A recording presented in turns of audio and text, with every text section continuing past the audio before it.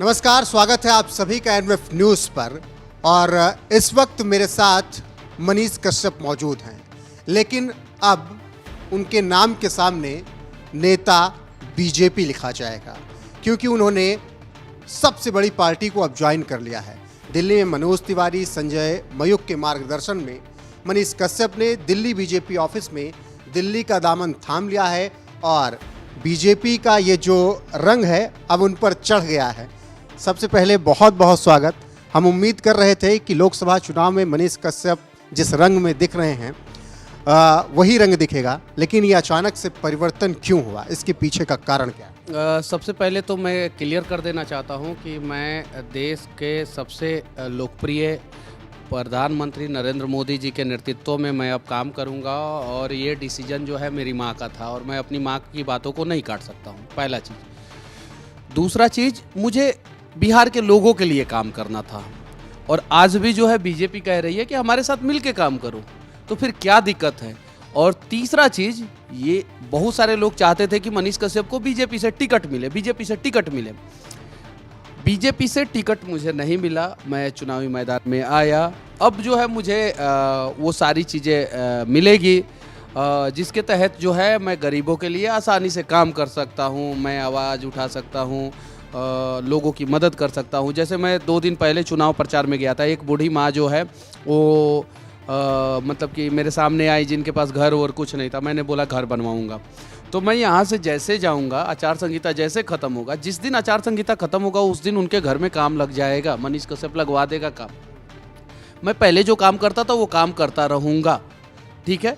लेकिन मेरी माँ ने कहा मनोज भैया घर है, देखिए सबका अपना अपना चीज़ें होता है, तो मनोज भैया मेरा बहुत मदद किए थे। हाँ, हालांकि ये बात सही है कि उसके अलावा भी बहुत सारे लोगों ने आवाज़ उठाया था, सबको तहे दिल से धन्यवाद। और जितने भी शुभचिंतक हैं मेरे, वो सभी लोग कह रहे हैं कि ठीक है मनीष जी, हम लोग चाहते भी थे कि बीजेपी में आप शामिल हो जाए, बीजेपी आपको काम करने के लिए छूट दे। अब जो है मुझे वो सारा मौका मिल गया है, तो मैं अब अच्छे ढंग से और काम कर पाऊँगा।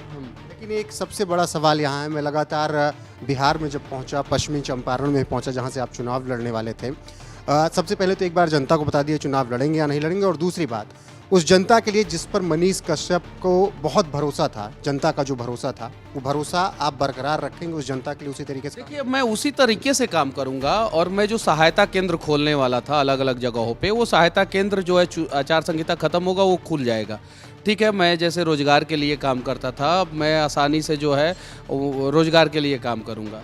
और मैं वादा करता हूं मैं कि मैंने अपने घोषणा पत्र में जो 1 लाख युवाओं को रोज़गार की मैंने बात की थी, मैं बार बार बोल रहा था ऐसे, वो सारा वादा मैं पूरा करूंगा। मुझे आप समझने का प्रयास कीजिए, अगर आप मुझे समझ सकते हैं तो समझिए। और मैंने जो भी निर्णय लिया है, मैं अपनी माँ के कहने पे निर्णय लिया है, क्योंकि जब मैं जेल के अंदर था तो मुझे पता था कि किन लोगों ने मुझे जेल के अंदर डलवाया है, और सबको पता था। और मुझे ये भी पता था कि किन लोगों ने मेरा साथ दिया। विनोद तावड़े जी जो 4-5 बार जो है मेरे लिए आवाज़ उठाए, सुशील मोदी जी आज बीमार हैं, सुशील मोदी जी अनेकों बार मेरे लिए आवाज़ उठाए, विजय सिन्हा जी, मनोज तिवारी जी, नित्यानंद राय जी, अमित शाह जी के पास तक मेरा मैटर गया, मोदी जी तक मेरा मैटर गया, मनोज तिवारी मेरे घर आए। तो बहुत सारी चीज़ें हैं। तो इंसान जो है परिस्थितियों का गुलाम होता है, और सभी लोग, ऐसा नहीं है कि मैं ही, देश का हर एक व्यक्ति, दुनिया का हर एक व्यक्ति जो है परिस्थितियों का गुलाम होता है, ये बात सत्य है। और मुझे अगर मौका मिल रहा है, काम करने के लिए मौका मिल रहा है, अच्छा मौका मिल रहा है, तो फिर क्या दिक्कत है? कोई मौका मिल रहा है। अब आप उस पार्टी के नेता हैं जो इस वक्त केंद्र में है, आपके राज्य में भी गठबंधन में उसकी सरकार है।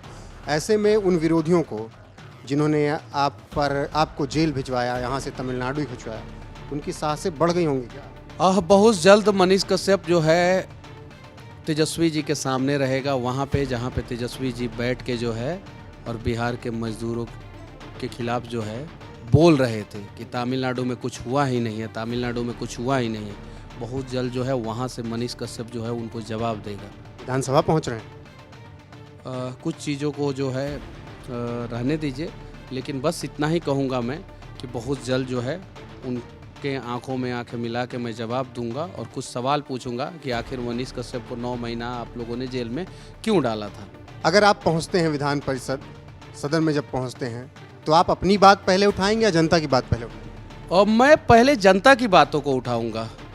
मैं उन लोगों को भी एक्सपोज करूंगा जो लोग जो है बिहार को सिर्फ और सिर्फ लूटना जानते हैं। और जनता के लिए तो मैं हमेशा लड़ता था, लड़ता हूं और लड़ता रहूंगा।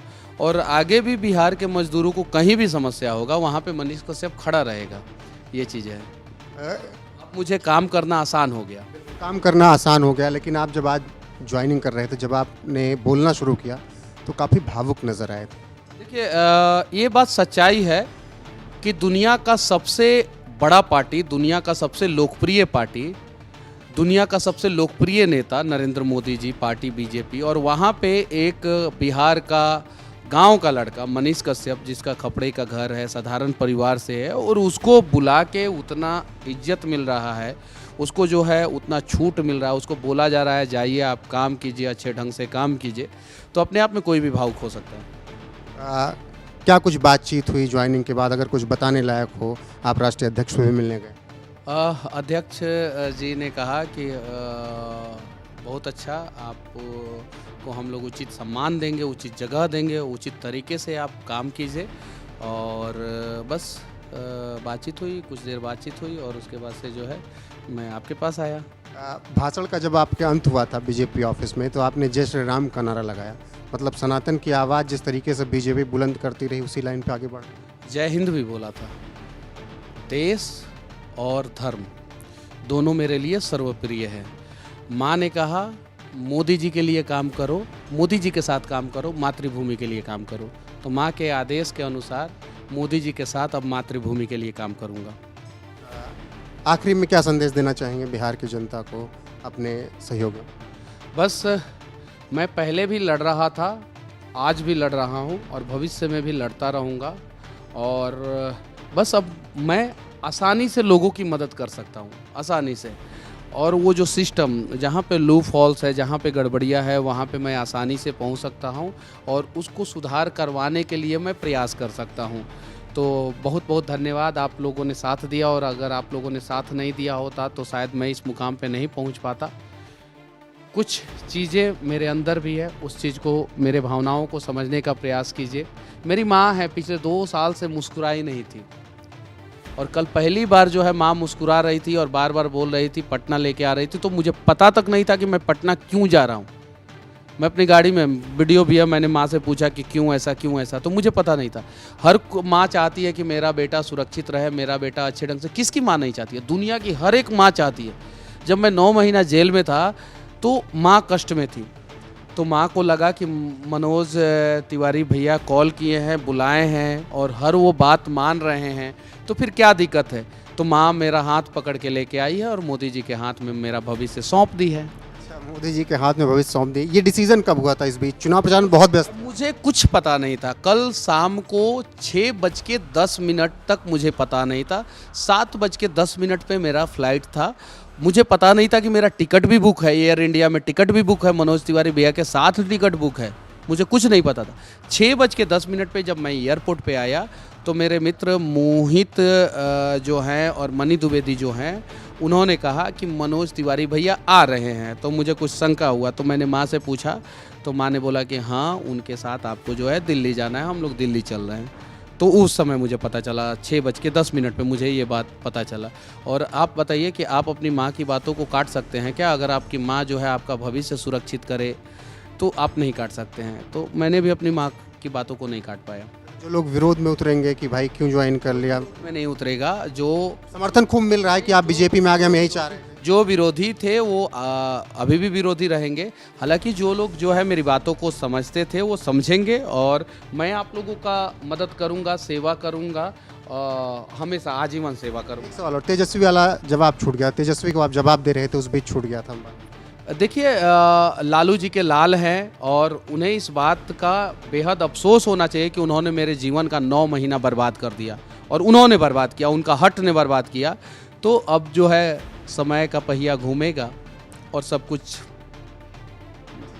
तो ये थे हमारे साथ नेता बीजेपी मनीष कश्यप, जिन्होंने बीजेपी ज्वाइन करने के बाद सबसे पहला साक्षात्कार एनएमएफ न्यूज़ को ही दिया है और उन्होंने बाकायदा हर मुद्दे पर बात की और बताया है कि किस तरीके से आगे अब वो राजनीतिक पारी खेलने वाले हैं।